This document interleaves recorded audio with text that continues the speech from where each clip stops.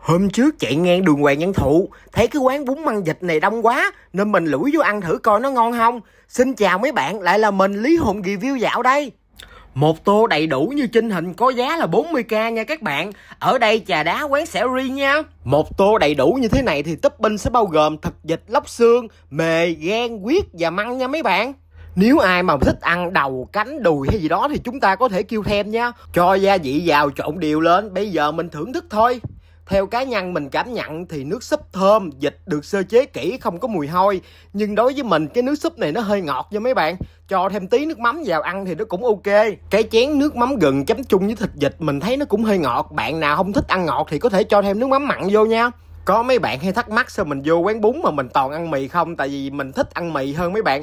Trừ khi nào quán bún đó không có bán mì thì mình mới ăn bún thôi. Đây là quán bún Măng Thí ở số 149C Hoàng Văn Thụ, bán vào buổi sáng và chiều tối nha mấy bạn.